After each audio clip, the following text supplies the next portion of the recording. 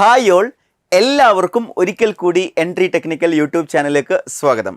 അപ്പോൾ RRB ജെയുടെ പ്രിപ്പറേഷനൊക്കെ നല്ല രീതിയിൽ തന്നെ മുന്നോട്ട് പോകാമെന്ന് ഞാൻ പ്രതീക്ഷിക്കുകയാണ്. എല്ലാവരും നന്നായിട്ട് പഠിക്കുക, നന്നായിട്ട് പ്രാക്ടീസ് ചെയ്യുക, ക്വസ്റ്റ്യൻസുകളൊക്കെ നന്നായിട്ട് വർക്കൗട്ട് ചെയ്യുന്നുണ്ട്, റിവിഷനൊക്കെ നല്ല രീതിയിൽ മുന്നോട്ട് പോകുന്നുണ്ടെന്ന് ഞാൻ വിചാരിക്കുകയാണ്. ഏറ്റവും ഉഷാറായിട്ട് തന്നെ പഠിക്കുക. അപ്പോൾ നമ്മൾ RRB JEE എക്സാമിൻ്റെ ഒരു എക്സ്പെക്റ്റഡ് ടൈം ലൈൻ പല ആളുകളും ചോദിച്ചിട്ടുണ്ട്. നോട്ടിഫിക്കേഷൻ എന്ന് വരും, റിസൾട്ട് എപ്പം വരും, അങ്ങനെയുള്ള ഒരു ടൈം ലൈൻ പലപ്പോഴും ചോദിച്ചിട്ടുണ്ട്.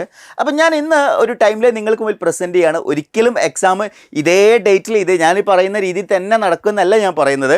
എങ്ങനെയാണ് ഞാൻ ഈ ഒരു ടൈം ലൈൻ സെറ്റ് ചെയ്തിട്ടുള്ളത് എന്നുള്ളത് കൂടി പറയാണ്. അതായത് മുൻ വർഷങ്ങളിൽ നടന്നിട്ടുള്ള RRB JEE എക്സാമുകളുടെ ഒരു അനാലിസിസിൻ്റെ ബേസിലാണ് ഞാൻ ഈ ഒരു എക്സ്പെക്റ്റഡ് ടൈം ലൈൻ നിങ്ങൾക്ക് മുമ്പിൽ പ്രസൻറ്റ് ചെയ്യുന്നത്. അതായത് നമ്മൾ ഈ ഒരു RRB JEE എക്സാമിൻ്റെ നോട്ടിഫിക്കേഷൻ വരുമെന്ന് പറഞ്ഞിട്ടുള്ളത് ജൂലൈ സെപ്റ്റംബർ മാസങ്ങളിലാണ്. ജൂലൈൻ്റെയും സെപ്റ്റംബറിൻ്റെ ഇടയ്ക്ക് RRB JEEയുടെ നോട്ടിഫിക്കേഷൻ വരുമെന്ന് കൃത്യമായിട്ട് റെയിൽവേ പറഞ്ഞിട്ടുണ്ട്. അതിൽ തന്നെ ജൂലൈയിൽ തന്നെ വരാനുള്ള എല്ലാ സാധ്യതയും ഉണ്ടെന്ന് ഞാൻ ഓൾറെഡി പല വീഡിയോസുകളിലായിട്ട് നിങ്ങളെടുത്ത് ഡിസ്കസ് ചെയ്തു. അത് കൃത്യമായിട്ടുള്ള സോഴ്സ് ഓഫ് ഇൻഫർമേഷൻ്റെ അടിസ്ഥാനത്തിലാണ് നമ്മൾ എന്ത് ചെയ്തിട്ടുള്ളത്, ആ കാര്യം നിങ്ങളുമായിട്ട് ഷെയർ ചെയ്തിട്ടുള്ളത്. അതിനൊരു പ്രധാന കാരണം RRBയുടെ വേക്കൻസി അസസ്മെൻറ്റ് എന്ത് ചെയ്യാൻ പറഞ്ഞിട്ടുണ്ട്, ഏപ്രിലിൽ തന്നെ കംപ്ലീറ്റ് ചെയ്യാനും അതേപോലെ തന്നെ ഡ്രാഫ്റ്റ് റിപ്പോർട്ട് മെയ് ജൂൺ മാസങ്ങളിലായിട്ട് കംപ്ലീറ്റ് ചെയ്യാനൊക്കെ പറഞ്ഞതിൻ്റെ അടിസ്ഥാനത്തിലാണ് ഞാനിത് പറയുന്നത്. അങ്ങനെ ഡ്രാഫ്റ്റ് റിപ്പോർട്ട് ജൂണിൽ തന്നെ ഫൈനലൈസ് ചെയ്തിട്ടുണ്ടെങ്കിൽ ഡെഫിനറ്റ്ലി ജൂലൈയിൽ തന്നെ എന്ത് വരാൻ സാധ്യതയുണ്ട്, നോട്ടിഫിക്കേഷൻ വരാൻ സാധ്യതയുണ്ട് എന്നുള്ളത് പോസിറ്റീവായ രീതിയിൽ തന്നെ നമുക്ക് പ്രതീക്ഷിക്കാം. സോ ജൂലൈയിൽ നോട്ടിഫിക്കേഷൻ വരികയാണെങ്കിലുള്ള പ്രോസസ്സുകളാണ് ഞാൻ നിങ്ങൾക്ക് മുന്നിൽ പറയുന്നത്. സോ ജൂലൈയിൽ നമ്മുടെ നോട്ടിഫിക്കേഷൻ വന്നു എന്ന് വിചാരിക്കാം. ജൂലൈയിൽ നോട്ടിഫിക്കേഷൻ വന്നു.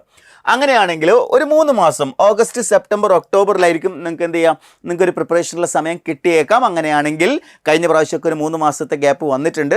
സോ ഡെഫിനറ്റ്ലി നവംബറിലായിരിക്കും CBT 1 എക്സാം നടക്കാനുള്ള സാധ്യത.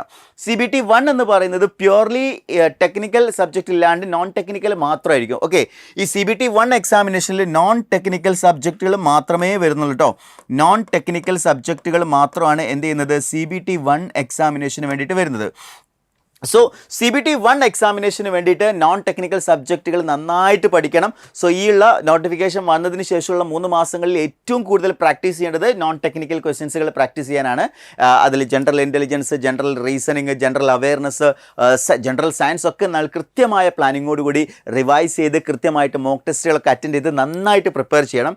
അങ്ങനെ CBT 1 കഴിഞ്ഞതിന് ശേഷം അതിൻ്റെ റിസൾട്ടൊക്കെ പബ്ലിഷ് ചെയ്ത് ഒരു ഫെബ്രുവരിയിലായിരിക്കും നിങ്ങൾക്ക് CBT 2 എക്സാംസ് എന്ത് ചെയ്യാൻ പോകുന്നത്, കണ്ടക്ട് ചെയ്യാൻ പോകുന്നത്. സോ അങ്ങനെ CBT 2 ഫെബ്രുവരിയിൽ കണ്ടക്ട് ചെയ്ത് കഴിഞ്ഞാൽ അതിൻ്റെ പ്രോസസ്സ്, അതായത് റിസൾട്ട് വരുന്നത് വരെയുള്ള ഒരു ടൈമെന്ന് നമ്മൾ കൺസിഡർ ചെയ്യുകയാണെങ്കിൽ ഒരു ഫെബ്രുവരി കഴിഞ്ഞൊരു മാർച്ച് ലാസ്റ്റിലൊക്കെ വന്ന സമയത്ത് തന്നെ എന്ത് വരാം, റിസൾട്ട് വരാം.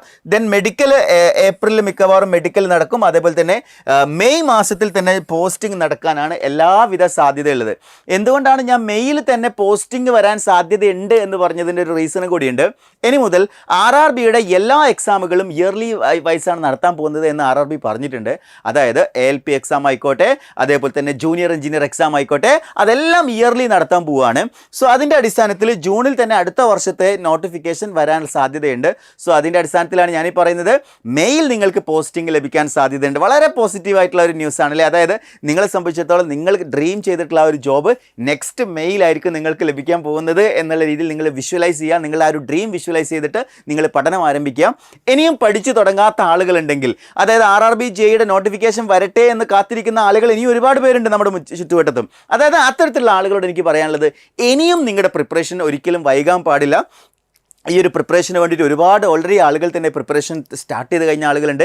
എസ്പെഷ്യലി കേരളത്തിന് പുറത്തുള്ള ആളുകൾ ഈ എക്സാമിനെ വളരെ ഫോക്കസ്ഡ് ആയിട്ട് പഠിക്കുന്നുണ്ട്. സോ നമ്മളും അതേപോലെ തന്നെ ടാർഗറ്റ് ചെയ്ത് പഠിക്കണം. കുറച്ചുകൂടി നേരത്തെ പഠിച്ചു തുടങ്ങിയാൽ അത്രയും സമയം നമുക്ക് റിവിഷന് വേണ്ടിയിട്ടും അത്രയും സമയം നമുക്ക് മോക്ക് എക്സാമുകൾ അറ്റൻഡ് ചെയ്യാനും ഒക്കെ നമ്മൾക്ക് ഉപകരിക്കും. സോ നേരത്തെ തുടങ്ങുക എന്നുള്ളത് വളരെ പ്രധാനപ്പെട്ടതാണ്.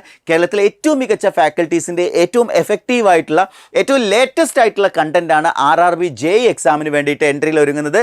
സോ ഈ ഒരു കണ്ടൻറ്റ് യൂസ് ചെയ്യുന്നതിന് വേണ്ടി അല്ലെങ്കിൽ ഞങ്ങളോടൊപ്പം പഠിച്ചു തുടങ്ങുന്നതിന് വേണ്ടി താഴെ കൊടുത്തിരിക്കുന്ന ഗൂഗിൾ ഫോം ഫില്ല് ചെയ്യുക. അതേപോലെ സ്ക്രോൾ ചെയ്യുന്ന നമ്പറിൽ കോൺടാക്ട് ചെയ്താൽ നിങ്ങൾക്ക് കൂടുതൽ ഇൻഫർമേഷൻ ലഭിക്കുന്നതായിരിക്കും. സോ നന്നായിട്ട് പഠിച്ചു തുടങ്ങുക, നല്ല വിജയം കരസ്ഥമാക്കുക. Wish you all the best.